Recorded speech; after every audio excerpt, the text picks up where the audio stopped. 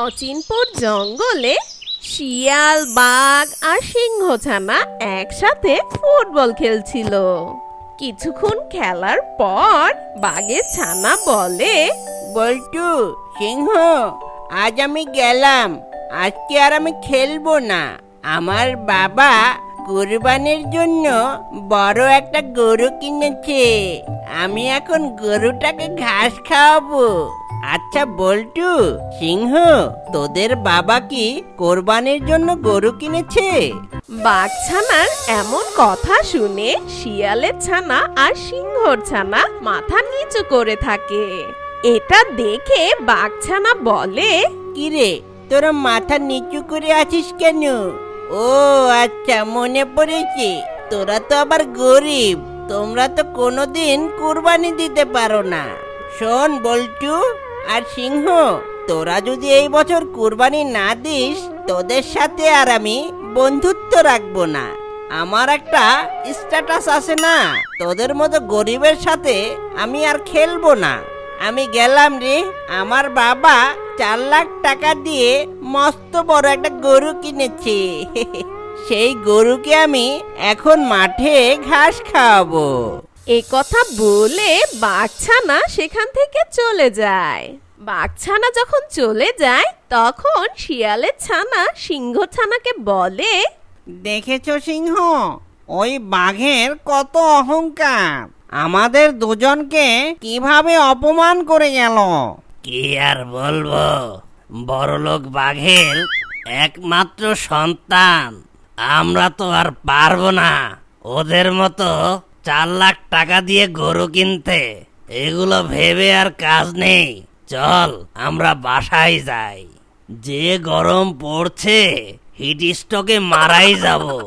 চল বাড়ি যাই। এ কথা বলে সিংহ ছানা আর শিয়ালের ছানা বাড়ি চলে যায়। আর বাড়ি গিয়ে শিয়ালের ছানা তার বাবাকে বলে, বাবা, ও বাবা, কোরবানি তো চলে এসেছে। আমাদের এবছর কোরবানি দিবে না?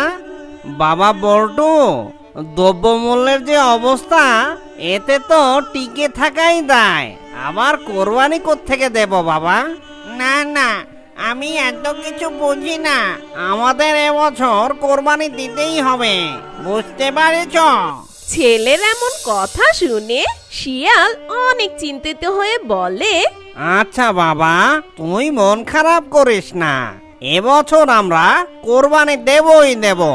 না দিতে পারলে ভালো হতো।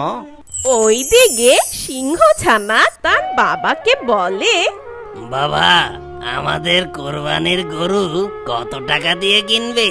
কোরবানি তো দিতেই চাইনি বাবা, কিন্তু বল্টুর বাবা বলল কোরবানি দিবে, তাই এখন আমাদেরও কোরবানি দিতে হবে। দেখি বল্টুর বাবা কি বলে।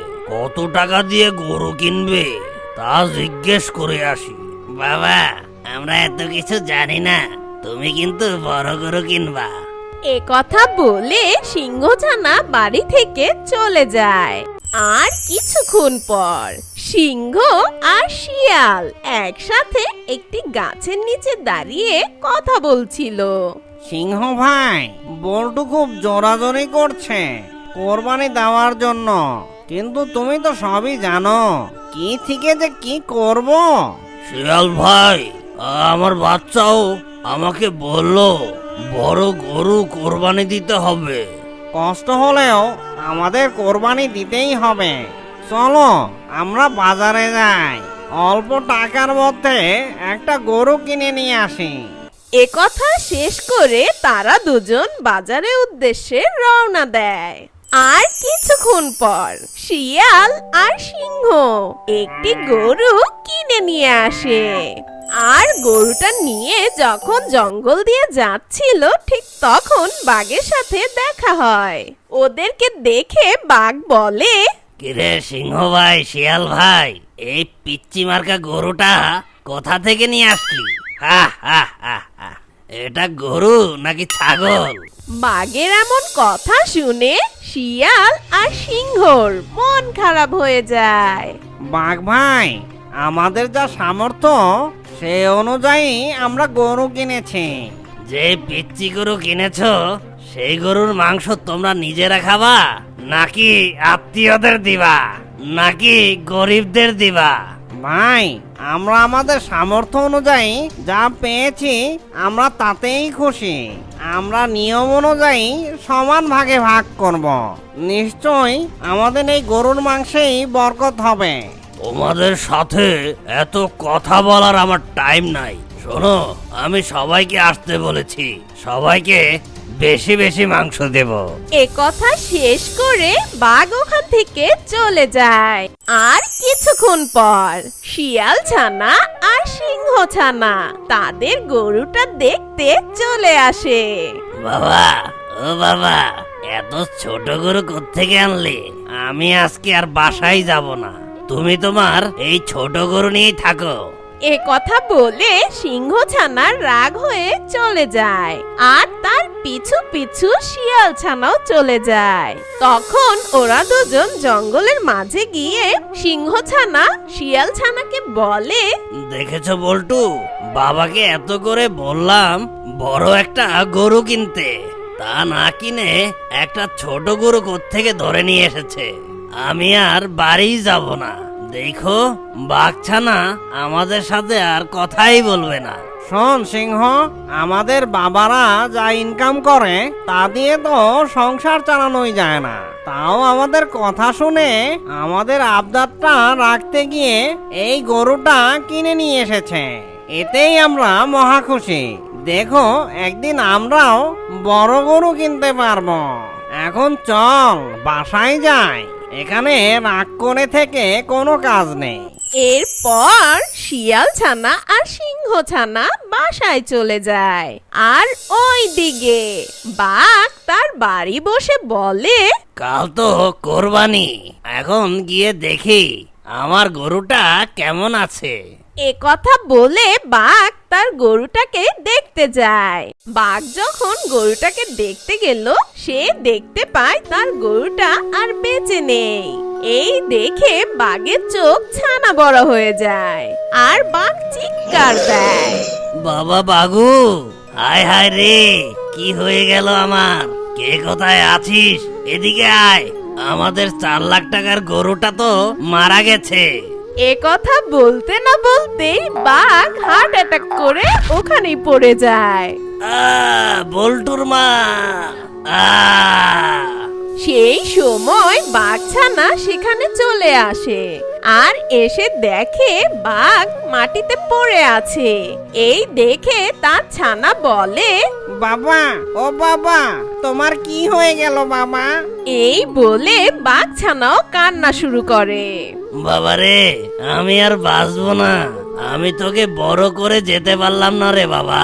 এ কথা শেষ করতে না করতে বাঘ সেখানে মারা যায়। ও বাবা, বাবা গো, তোমার কি হয়ে গেল বাবা? আমার বাবা নেই, মারা গেছে।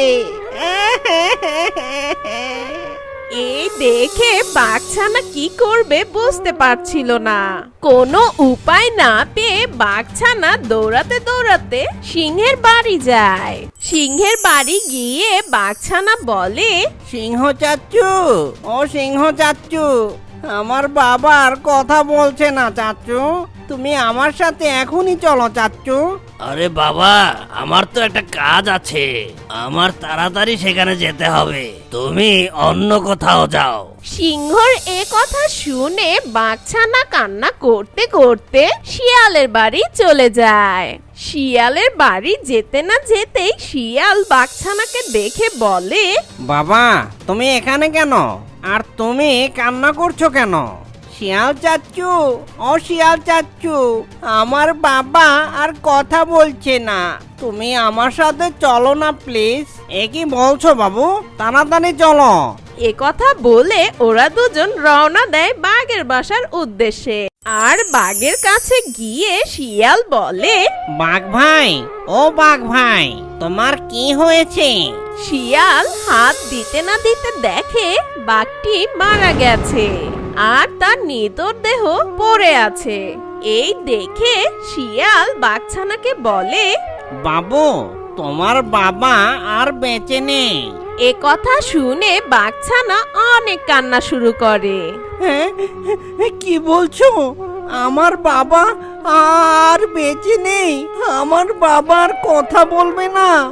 আমি কাকে বাবা বলে ডাকবো? বাবা, উঠো বাবা। বাবু, তুমি কান্না করো না। তোমার বাবা অহংকারী ছিল, তাই হয়তো সে তার শাস্তি পেয়েছে।